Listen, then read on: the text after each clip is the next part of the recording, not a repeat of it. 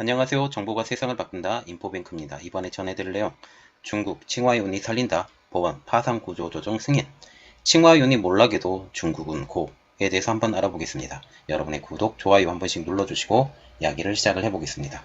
지금 중국의 전체적인 판을 보니까 칭화윤리는 살릴 것 같아요. 그리고 칭화윤리를 클라우드 서비스를 하는 업체를 알리바바가 지금 산다라는 말이 있었는데 이것도 다 무산. 그래서 통으로 다 살릴 것 같은 그런 내용이 있는데 전체적인 내용을 한번 보겠습니다. 지금 공고문이 하나 나왔는데요. 이게 칭화 유니그룹의 홈페이지에 나온 공고문입니다. 이게 어떤 내용이냐면 베이징 제1중급 인민법원이 파산 구조조정 중정 신청을 수락했다는 내용이 지금 포함이 되어 있습니다. 이것은 자료로 한번 봐주시고요. 자, 그래서 지금 보시면 결국 중국 법원이 반도체 굴기의 상징이었던 반도체 기업 칭화윤리에 대한 구조조정 신청을 받아들였습니다. 다시 한번 말해서 칭화윤리를 살리겠다라고 말을 한다라는 거죠. 이 회사를 분리하든 아니면 통으로 살리든 이렇게 살리겠다라고 지금 말이 하는데 이 내용을 조금 자세히 더 들어가 볼게요. 이로써 칭화윤리는 중국의 법원의 관리 하에 회생의 길을 찾을 수 있게 되었습니다. 그래서 중국의 입장으로서도 칭화윤이라는 그룹을 그대로 몰락시킬 수가 없었어요. 이렇기 때문에 중국은 많은 부채를 가지고 있음에도 불구하고 칭화윤이를 살리는 방법으로 지금 모색을 한다라는 거죠. 그래서 지금 이 말이 나오고 있어요. 사법회생에 들어간 칭화윤입니다. 18일입니다. 어제죠. 칭화윤이가 전날 홈페이지에 올린 공고에 따르면 베이징 제1중급 인민법원이 지난 16일 날짜로 해당 채권자의 칭화윤이 파산 구조 조정 신청을 수락하기로 결정했고 그리고 칭화윤이 청산팀을 관리자로 임명했다는 내용의 결정문을 칭화윤이에 보냈다라고 지금 말이 나오고 있어요. 칭화윤이는 구조조정 절차에 들어가면 회사의 주품 구조 등에 대한 영향을 미칠 수 있다고 지금 밝혔죠. 18일 이날 현재 칭화윤이가 전액 출자한 자회사인 티베트 칭화윤이 투자유한공사가 칭화윤이 전체 주식의 46.45%인 13억 2,800만 연주를 지금 보유하고 있다라고 지금 말이 나오고 있습니다. 그래서 이번 구조조정에 대해서 칭화윤이는 지금 이렇게 말을 하고 있어요. 단지 구조조정에 들어간 뿐이다. 회사의 일상적인 생산 경영에는 영향을 전혀 미치지 않을 것이고 회사는 지금 현재 정상적으로 돌아가고 있다고 밝혔습니다. 그러면 지금 중국에서 말하고 있는 기업 파산법에 대해서 조금 알아봐야 되겠어요. 지금 기업 파산법이라고 불리는 중정은 파산의 구조 조정을 의미합니다. 그래서 이것은 사법회생, 재생이라고까지 불려요. 그래서 회사를 다시 살린다라는 측면이죠. 지금 채권자, 말하자면 칭화유니어 같은 경우는 은행이 채무자의 파산 청산 신청을 하면 중국의 인민법원이 이를 승인할지 여부를 결정하는 건데 이번에 승인을 한 것이죠. 채무자 등록자본의 10분의 1 이상을 출자한 채권자는 채무자가 파산 선고를 하기 전에 법원에 신청을 할 수가 있습니다.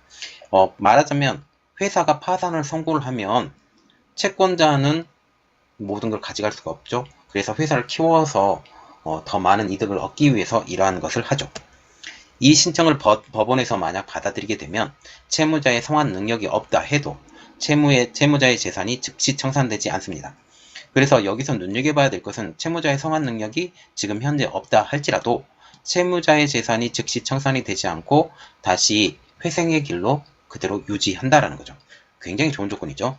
법원의 주도 아래 채권자는 채무자와 합의를 해서 일정 기간 내에 일정한 방식으로 채무를 전부 또는 일부를 상환한다는 내용입니다. 대신 채무자에게는 계속 경영을 할 수 있게 해주는 제도죠. 그래서 지금 이번에 결정을 통해서 칭화윤리는 그대로 경영은 계속이 돼요. 그래서 단지 이번에 결정을 통해서 경영에 문제가 생긴다라는 것은 아니고 경영은 그대로 진행을 한다라고 보시면 되겠습니다. 지금 이것을 한국과 비교를 하게 되면 어떤 거냐? 기업 회생 절차. 옛날에 법정 관리하고 비슷하다고 생각을 하면 돼요. 지금 부채가 과도한 기업에게 법원의 관리 하에서 진행하는 구조 조정 절차입니다. 그래서 해당 기업을 청산하는 것보다 살리는 것이 채권자와 주주 이익을 보장하고 사회, 경제 질서 안정에 중요하다고 판단이 되면 이렇게 진행을 하는 거예요. 그래서 이것이 국가적으로 보면 해당 기업이 청산보다는 살리는 것이 전체적인 그림에 좋을 때 하는데, 지금 칭화윤희가 이렇게 구조조정이 들어간다라는 것은 중국 입장으로서는 살려놓는 게 더 좋다고 판단을 했다라는 거죠. 그러면 이번에 파산 구조 조정 승인 배경을 한번 보겠습니다. 지금 법원의 칭화윤희에 대한 파산 구조 조정 신청은 이해관계자들의 이익 침해 우려 이외에 중국이 여전히 반도체 육성 정책을 포기하지 않는 배경도 작용해요. 그래서 중국은 여전히 반도체 육성 정책을 포기하지 않았다라고 보시면 되겠습니다.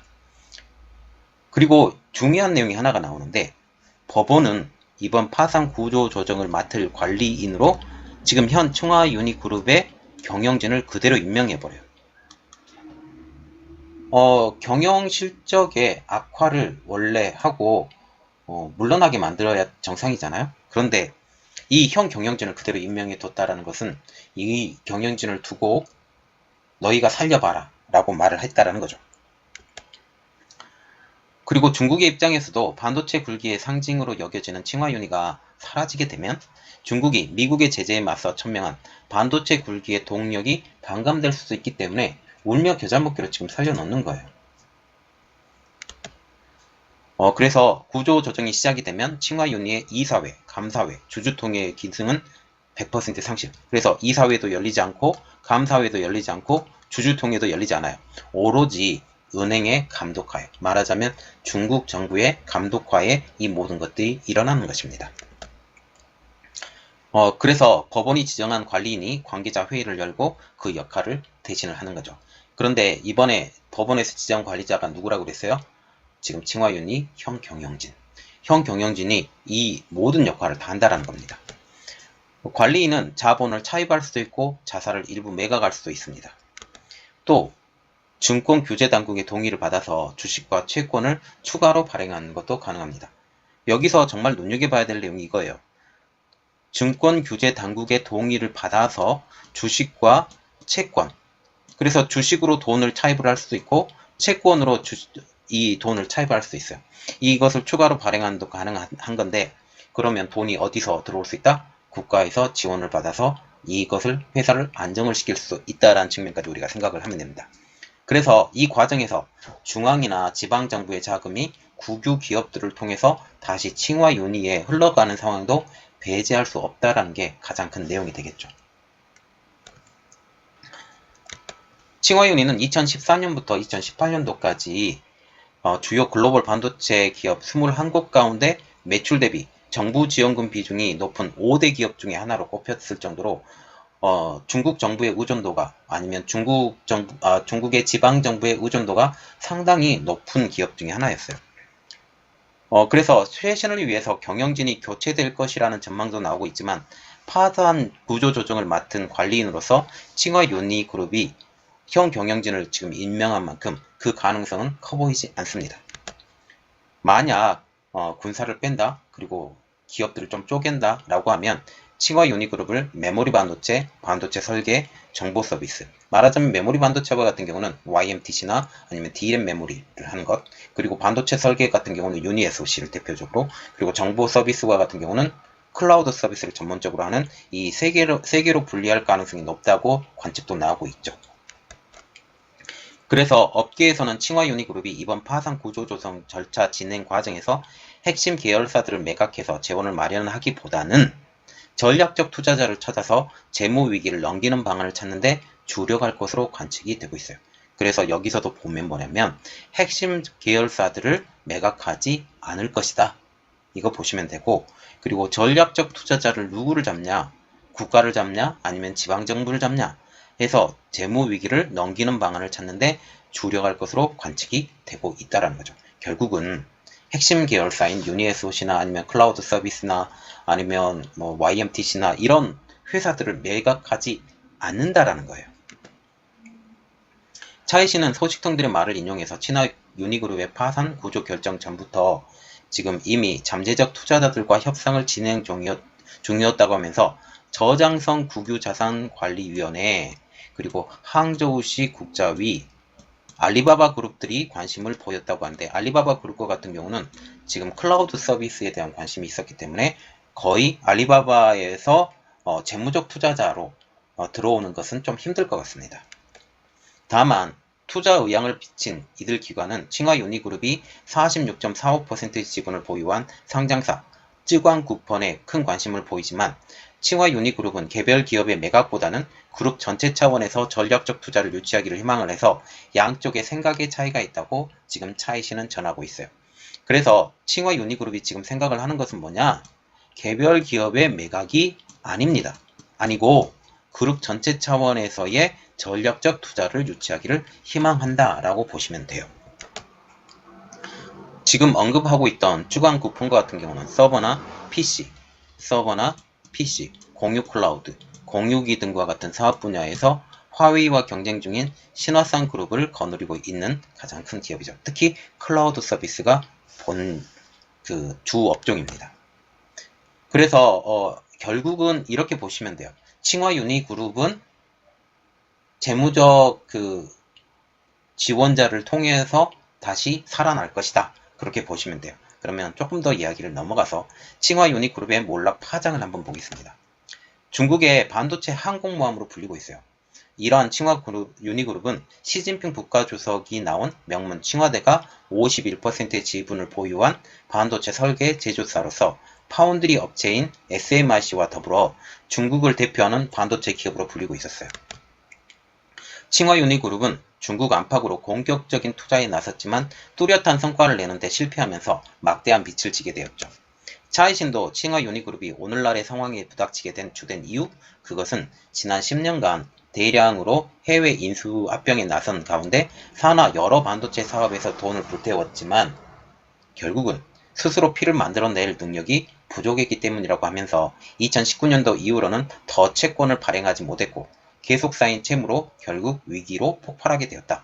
결국 보면 채권을 발행하지 못했다라는 것은 돈의 흐름이 막혀버렸다라는 것을 보게 돼요. 이렇기 때문에 이러한 쌓여진 채무 때문에 위기가 폭발이 되었고 그 모든 것들이 나왔다는 것입니다.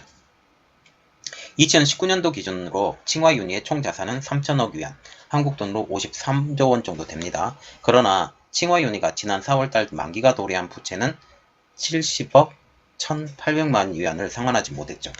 그리고 올해 말에는 13억 위안 규모의 부채 만기도 되돌아옵니다. 다국적 채무 전문 통신사인 데드와이트에 의하면 작년 6월 기준으로 칭화유니의 부채를 2,029억 위안, 약 36조 원으로 보고 있어요. 지금 보시면 총 자산이 3천억 위안인데 부채만 지금 2,029억 위안, 약 36조 원으로 보고 있다고 하면 거의 깡통이라고 보시면 돼요. 깡통이라고. 그런데도 불구하고 사업으로 돈을 벌어서 빚을 갚은 능력은 태부족이라는 거죠. 올해 1분기 칭화유니그룹의 순이익은 2억 7,500만 위안, 485억 원에 그쳤습니다. 이제 반도체 업계의 큰 관심사는 어떤 것이냐? 칭화유니의 메모리 반도체 사업 방향이에요. 지금 칭화유니와 같은 경우는 D램 사업도 하고 있고 그리고 낸드 플래시 사업을 하고 있습니다. 칭화유니의 자회사 YMTC와 같은 경우는 64단 3D 낸드 기반의 256GB급 낸드 플래시 등 일부 제품에 대해서는 양산 중이지만 아직 투자 규모 대비 실적이 미진해서 시장 내의 존재감이 지금까지는 약한 편이에요. 차이신은 중국 업계가 가장 우려하는 것은 비상장사인 YMTC의 생산 능력 계획이 칭화유니의 채무 문제로 지연되는 것이라고 지금 밝히고 있어요. 그래서 지금 YMTC의 낸드 플래시 이 제품이 칭화유니의 채무 문제로 확장이 늦어진다든지 아니면 더 상황이 어려워진다든지 이러한 상황에 대해서 가장 우려하고 있다는 거죠. 이 차이신이라는 것이 중국 매체이고 중국 매체를 지금 이야기를 했기 때문에 중국 업계에서 가장 우려하는 것은 YMTC의 생산 확대 계획이 차질이 빚는 것을 가장 우려하고 있다라고 보시면 되겠습니다. 그리고 또한 칭화유니의 자금난이 메모리 반도체의 다른 한 축인 D램 사업 추진도 가로막을 가능성도 커요. 그리고 특히 D램 사업과 같은 경우는 이번에 처음으로 들어온 사업인데 지금 D램 사업과 낸드 플래시 사업을 동시에 진행하고 있었는데 낸드 플래시 사업 같은 경우는 어느 정도 궤도에 살짝 올라온 상태인데 D램은 이제 시작하는 단계죠. 시작하는 단계에서부터 아예 그것을 막아버릴 수 있다라고 지금 얘기가 나오고 있다라는 겁니다. 과거 이 회사는 수조 원대 자금을 투입해서 충칭의 양장 신구에 D램 반도체 생산 공장을 짓고 2021년부터는 양산에 들어가겠다라는 계획을 공개한 바는 있지만 최근까지 구체적인 진전 상황은 전해지지 않고 있습니다. 이렇듯 지금 칭화유니가 반도체 굴기의 대표적인 주자였죠. 그럼에도 불구하고 지금 부도를 맞았고 아니면 채권 불이행을 하고 이러한 상황에서 결국은 파산 신청 전까지 지금 갔어요. 구조조정을 또 해야 됩니다. 이러한 상황에서도 지금 중국은 못 먹어도 고한다라는 거죠. 칭화유니의 몰락에 그 중국 반도체 투자가 의지가 꺾이지는 못할 것으로 보이고 있어요. 중국 기업 정보 플랫폼인 테넨차에 따르면 지난 한 해 설립된 반도체 관련 신규 기업만 22,000여 개. 칭화유니의 몰락에 중국의 반도체 투자 의지가 꺾지는 지금 못하죠. 이 중에 90개 이상이 중국 증시 A주 기업 공개 절차에 들어갔습니다. 그래서 지금 중국 정부의 돈을 많이 받은 지금 반도체 기업들이 IPO까지 지금 다 들어갔다는 거죠. 정부 지원이라는 훈풍 덕분에 반도체 지수도 대폭 상승했습니다. 믹마이크 일렉트로닉스, 푼만전자 등 14개 주식이 올해 누적 100% 이상의 상승폭까지 기록을 했죠. 그래서 이러한 회사들, 제가 들어보지도 못한 회사예요. 이러한 회사들이 지금 주식 가격이 2배로 튄 거예요. 그리고 우리가 더 눈여겨봐야 되는 것은 뭐냐면 자금들이 지금 블랙홀처럼 지금 쏠려간다라는 거죠. 자금이 쏠려 들어갑니다. 그래서 이 자금들을 지금 통제도 안 돼요. 지금 중국의 자금이 블랙홀처럼 반도체 분야에 빨려 들어가고 있는 상황이죠. 중국 기업 정보 공개 사이트인 치차차에 따르면 최근 10년간 중국 반도체 관련 투자 융자 건수가 3,374건, 총 금액으로 보면 8천억 위안, 우리나라 돈으로 141조 3천억 원을 넘어섰다고 보도하고 있습니다.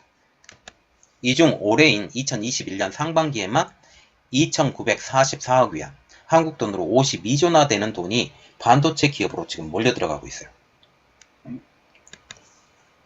이는 지난해인 2020년 연간 투 융자액인 1,098억 위안의 3배 가까운 금액이에요. 그러면 우리가 생각을 해봐야 되는 게 상반기에만 지금 작년 금액의 3배가 되었다라고 생각을 하시면 올해 하반기까지 다 지나가게 되면 적어도 7배, 8배에 가까운 금액이 반도체에 투자가 될 것이다 라고 생각을 하시면 됩니다.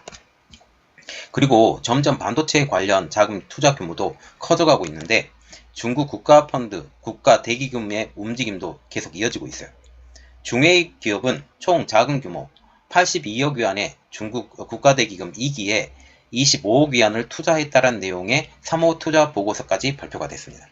그래서 각각 기업들이 이 반도체에 쏟아붓는 돈이 천문학적이라는 것이죠. 화른웨이도 지난달 완전 자회사인 화웨이 홀딩스와 프로젝트 회사를 설립해서 12인치 웨이퍼 반도체 생산 라인 건설에 75억 위안을 투자하겠다고 공시했어요. 자, 지금 우리가 눈여겨봐야 될 것, 화웨이가 어떻게 하냐? 화웨이 홀딩스와 지금 같이 화른웨이가 지금 이야기하면서 12인치 반도체 웨이퍼 생산 라인 건설을 하겠다고 75억 위안이나 투자하겠다고 공시를 했다는 거죠. 화웨이의 그 반도체를 위한 야욕은 아주 대단합니다. 대형 기업들의 반도체 투자도 잇따르고 있죠. 중국 최대 배달 플랫폼인 메이트원 관련 회사인 베이징 쿠신 테크놀로지는 상하이 즈아이신 반도체 테크놀로지 기업의 신규 주주 이름을 올렸습니다. 이 회사는 AI 칩 소프트 하드웨어를 개발하는 회사죠. 또 화웨이는 7억 2,700만 위안을 들여서 직접 회로 설계, EDA입니다. 그리고 정보 보안 설비 제조 등을 하는 차오쥐벤 기술 회사를 설립했어요. 그래서 EDA 회사까지 지금 중국이 직접 만들고 있다라고 보시면 됩니다. 화웨이는 산하 투자 회사인 허블 테크놀로지 인베스트를 통해서 2019년 하반기 이후 40개 이상의 반도체 기업에 투자한 것으로 지금 알려지고 있습니다. 그리고 중국의 스마트폰 제조업체인 오포의 완전 자회사인 둥관시 오포 통신 테크놀로지 기업은 최근 경영 범위를 반도체 기계 부품 설계 개발 및 판매까지 지금 확대하고 있어요. 오포죠.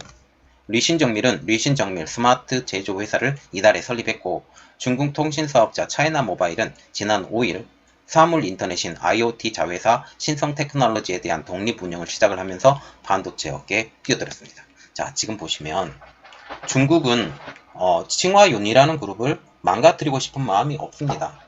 여전히 계속 유지할 것이고요. 여기에 다시 공식적으로 자본을 투입할 수 있는 방법을 지금 생각을 하고 있는데 이것은 지금 경영 방법이 아주 틀렸다라고 걔네들은 생각을 안 하는 것 같아요.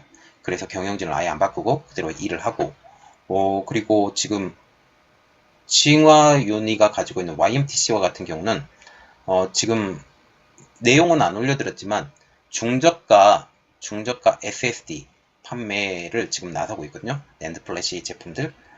이것이 결국은 세계 점유율을 높일 것이다 라고 지금 이야기가 나오고 있어요.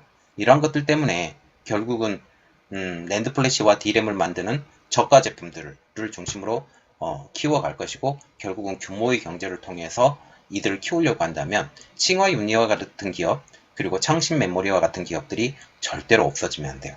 절대로 없어지면 안 되는데 그 YMTC 단독으로 클 수가 없거든요.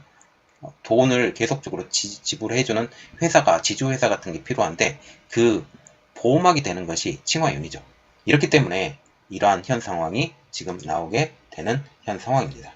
자, 지금 보세요. 중국은 반도체 굴기를 포기할 생각이 없어요. 반도체 굴기의 생각을 포기할 생각이 없고 이것을 계속 유지해 나가는데 칭화윤리를 거의 죽었다고 지금 얘기하는 기업까지 이제 외국 자본의 공세를 통해서 어려워졌던 기업을 이제 중국 정부의 힘으로 살리겠다. 법원의 힘으로 살리고 중국 정부의 힘으로 살리겠다라고 지금 덤벼드는 것입니다. 자, 이 내용을 우리 일단 봤습니다. 이 내용이 여러분들에게 도움이 되셨다고 생각을 하시면 구독과 좋아요 그리고 알람 설정까지 부탁드리겠습니다. 감사합니다.